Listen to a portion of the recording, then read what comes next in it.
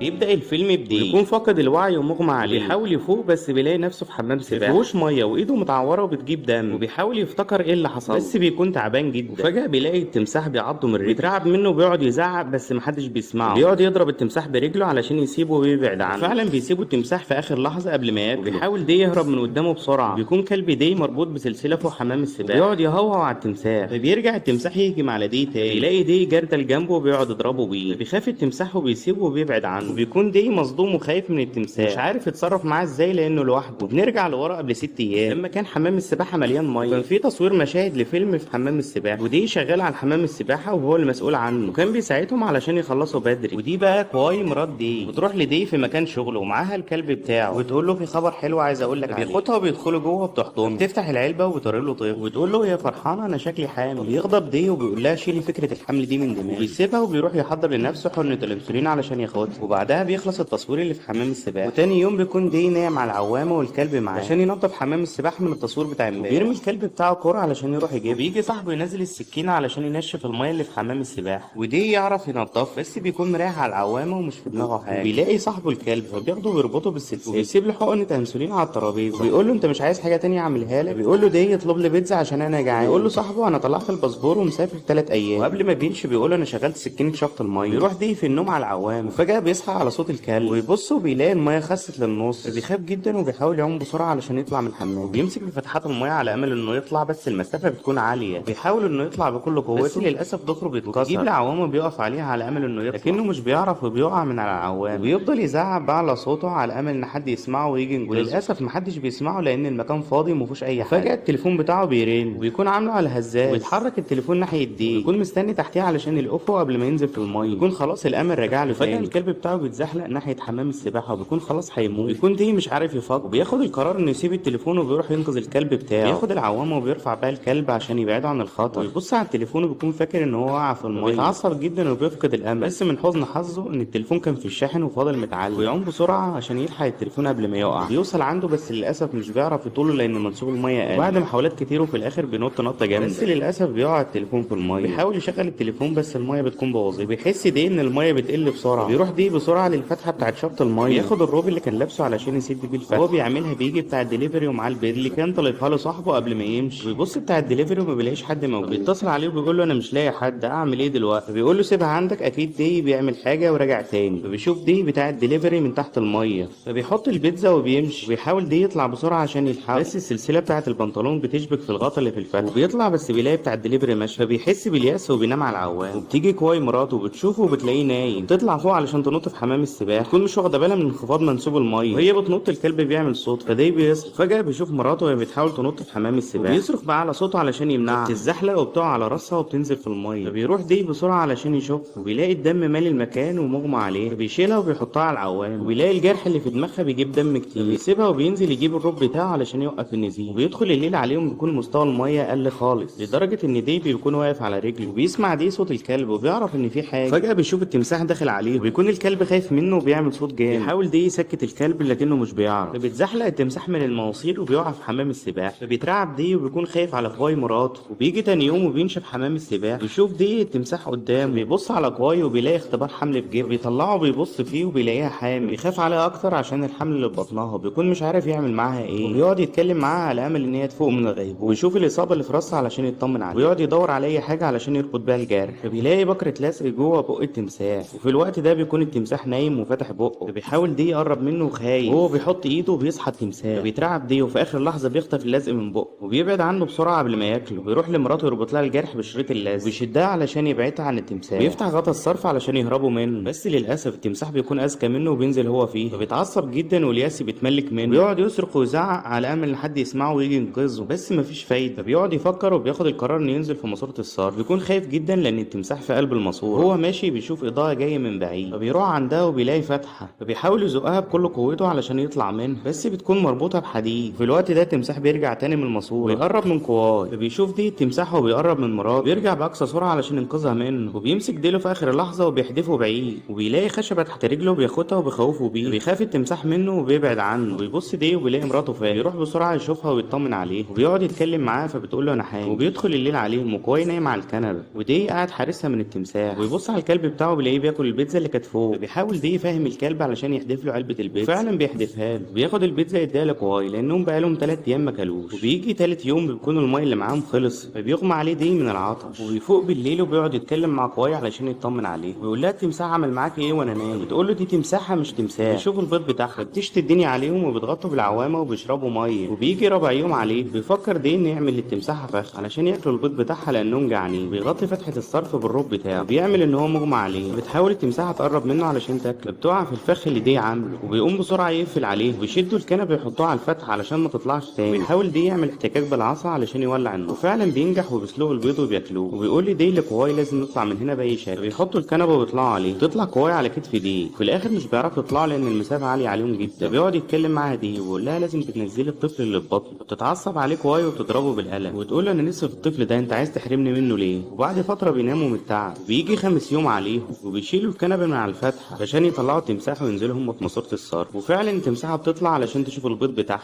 وبتنزل كواي في الفتحه بسرعه قبل التمساحه ما تشوفها، وتبص على البيض بتاعها وبتتفاجئ ان البيض بتاعها كله متكسر، فبتغضب التمساحه وبترجع تهجم عليهم، وقبل ما توصل لهم بيهرب دي في الفتحه بسرعه وبيقفل عليه، فبيحس دي بالتعب لانه بقاله 5 ايام ما خدش حقنه الانسولين، فبتقول له كواي ايه الحل دلوقتي؟ فبيقول لها انا افتكرت ان صاحبي كان سايب لي حقنه قبل ما يمشي، وبيجيب سلك حديد وبيحاول يشد الحقنه من على الترابيزه، وبعد محاولات كتير بتقع الحقنه وبتتكسر، فبيفقد دي اخر فرصه ليه، فبتحاول كواي تتكلم معاه وتشجعه، وهو قاعد فبيحرك ايده وبيتفاجئ بعلبه السجاير وفيها الانسولين بتاعه، نعرف ان العلبه وقعت من صاحبه في ماسوره الصرف، بياخد دي الحقنه وبيرجع له الامل من تاني، هم قاعدين فبيسمعوا صوت الكلب، بيبصوا على الفتحه فبيلاقوا طياره صغيره معديه من فوقيه، ويقعد دي يصرخ بقى على صوته بس محدش بيسمعه، بيقرر انه يرجع لحمام السباحه على امل ان حد يشوفه وينقذه، تفضل كواي في ماسوره الصرف لوحدها، بيطلع من الفتحه وبيبص بيلاقيها طياره لعبه، فضل دي يزعق بصوت عالي على امل ان حد يجي يساعده، وفي اللحظه دي بتقوم عاصفه هواء شديده وبتقطع السلك اللي كانوا منشرين عليه الهدوم بتاعته، وبيقع في حمام السباحه، وبيبدا دي يمسك في السلك علشان هو ده الحل الوحيد انه يطلع من هنا، بس للاسف بيكون سلك شائك وبيقطع في ايده وهو طالع، فبيستخدم الهدوم اللي كانت على السلك علشان يعرف يطلع، ويكون خلاص قرب يوصل، وفي اخر لحظه بيفلت السلك وبيقع دي من على ارتفاع عالي، تتكسر رجله وبيجيب خشب ويعملها بشريط ريلاكس، وبعدها بيغمى عليه، ولما بيفوق بيلاقي ايده بتجيب دم، تمساحه بتعضه من رجله، فبيقعد يضرب فيها بالجردل فبتبعد عنه، فبيدخل الليل عليه وبتبدا السما تمطر، بيحاول يتخلص من التمساحه لكنه مش بيقدر، فبينزل في ماسوره الصرف علشان يهرب منه، وهو جوه بيشوف فتحه قريبه منه، فبيروح بسرعه وبيطلع منها، وبيكون فاكر ان خلاص كده هو طلع من حمام السباحه، بس للاسف بيلاقي نفسه في حمام سباحه تاني غير اللي كان فيه، بيتعصب جدا وبينهار وبيصرخ باعلى صوت لانه فقد الامل، وبيجي اليوم السابع ونشوف 2 واقفين عند حمام السباحه بيدوروا على الطياره اللعبه بتاعتهم، بيحطوا السلم وبينزلوا علشان يجيبوها، بياخدوها وبيطلعوا، بيسمع دي صوت ناس جنبه، ويطلع بسرعه من ماسوره الصرف وبينادي عليهم باعلى صوته، بس للاسف مش بيسمعوا لانهم بعدوا عنه، فبيبص بيلاقي السلم اللي كانوا نازلين عليه، فبيرجع له الامل من تاني وبيطلع بسرعه، بيكون خلاص هيوصل للسلم بس بتقف قدامه التمساح، والشر باين في عينيها وبتهجم عليه، وتكون خلاص هتموته، وفي اخر لحظه بيلاقي دي خشبه وبيضربها في عينيها، فبتهرب وبتبعد عنه، فبيحاول دي بكل قوته انه يوصل للسلم، وقبل ما بيوصل بيتحرك البرميل اللي مربوط في السلم، بيسحبه وبيطلعه بره، فبينهار دي وبيقع وبيغمى عليه، ونشوف كواي الميه بتزيد عليها وبيكون خلاص هتغرقها، وفي اخر لحظه وقبل التمساحه ما تخلص عليه بيفوق دي وبيبعد عنها بسرعه قبل ما تموته، وبيشوف دي الكلب بتاعه وبيكون عايز ينزله علشان ينقذه، بيحاول دي انه يمنعه بس مفيش فايده، فبينط الكلب علشان ينزله فبيتشنق في السلسله، فبيغضب وبيحزن جدا على كلب، وبيبص بغضب على التمساحه علشان هي السبب في موت الكلب، بيمسك حديده وبيهجم على التمساحه وبيخلص عليه، فبتكون خلاص كواي بتموت، فبيحاول يطلع على الكلب المشنوق بتاعه علشان يلحق مراته بسرعه وينقذها قبل ما تموت، وبيوصل للفتحه وبيلاقيها مقفوله بقفل، بيجيب ماسوره وبيحطها بين الفتحه وبيتعلق فيها بكل قوته، وفي الاخر بتتفتح بس بتحدفه الماسوره بيكون خلاص هيقع في حمام السباحه، بيوصل لكواي وبيطلعها من الميه بس بتكون فاقده الوعي، وبعد محاولات كتير بتفوق كواي يحضنها دي، وهي دي بتكون النهايه، سلام.